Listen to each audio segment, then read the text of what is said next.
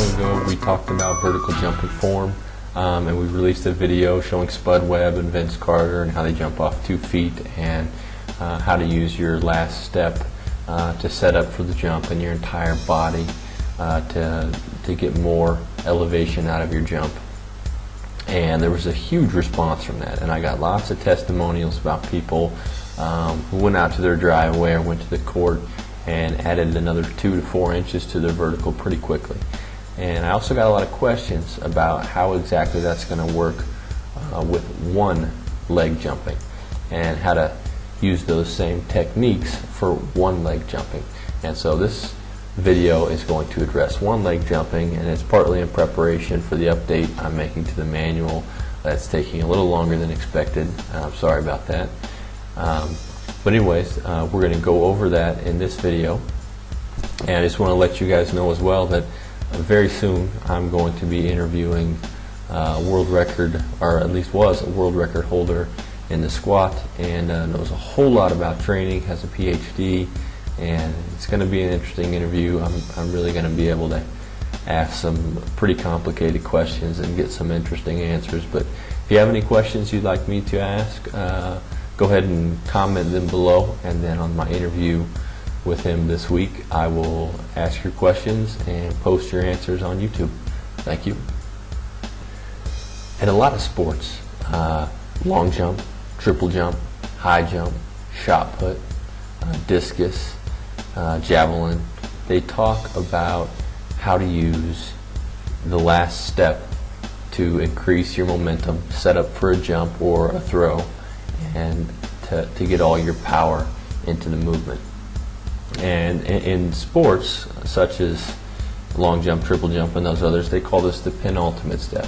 And the penultimate just means that it's going to be the next to the last step. And so each technique is going to be a little different, and the technique that you use for a takeoff in basketball is going to probably be most like a long jump or high jump. But it's going to be a whole lot less systematic. You know, when you're a long jumper, you know exactly how many steps you're going to take before you jump. Same thing with a high jumper. You know exactly how many steps. You can count down your steps, and you know just about to an exact science how that's going to work out. And that's going to be a little different when you approach the rim as a basketball player, because you're going to be at different distances to the rim. You're going to be at different balances. You're going to have different speeds and approaches, and so this is going to vary. How you use your second to last step, your next to last step in approaching the rim is going to vary, and there's not going to be as exact of a science in using it, but you will benefit from knowing exactly how. Now, if you haven't seen my prior videos, I would go check them out. It's the one with Spud Webb. I think Spud Webb's on the cover, or no, there's a leg and there's a couple circles around the leg. That's the one that you need to watch. That's going to give you some background information on this video. But the premise is going to be more or less the same. When you're going down the court, if you're, let's say you had a breakaway, you're all alone, what you're going to want to do is it's going to be the second to last step that's going to be slightly longer. You want to keep your body perpendicular to the floor, and you're not going to want to lean backwards or forwards too much, and you're going to elongate that last step. Now, how much longer that's going to be is going to depend on how close to the rim you are, because it's going to depend on at what point you want to reach your highest point. For instance, if you're going to dunk from the free throw line, it's going to be different than if you're going to want to do a layup and do a quick one-handed dunk or something like that. Basically, the closer you are to the rim, the longer step you're going to want to take. And so you're going to elongate that last step, and then your very last step, which is going to launch you, is going to be very quick. So you're going to be taking a rather steady pace to the rim. You don't want to go too fast that you can't control the steps. Take a long step followed by a very quick step. It's going to sound a little bit like this. So it's going to go fairly rhythmic, and then a longer step, and immediately following it there's going to be a quick step. And I'm going to show you videos of people doing it and how much longer their steps are. Okay, at the same time, you've taken your long step and then you immediately follow with this short step, which is going to launch you into the air. So if you're launching off your left foot, you're going to make a long left to right foot stride, and then your right to left is going to be very quick into an explosion. Okay, so let's take a look at Vince Carter in high school dunking from the free throw line. There it is.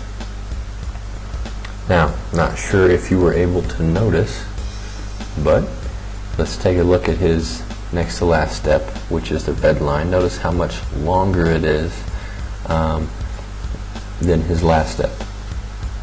So he steps off his left leg, hits that right, and then quickly back down with the left to jump. Watch it in slow-mo again. Long right, quicker left, and then he's up in the air. Okay, let's take a look at how a world-class long jumper is going to exaggerate this. High speeds. Watch the end. Okay, it's going pretty quick, so it's hard to see. Let's slow it down. Now watch this last step coming up, and then the quick. See, that second to last step is very long, and then the last step is very short. Okay, let's watch it one more time.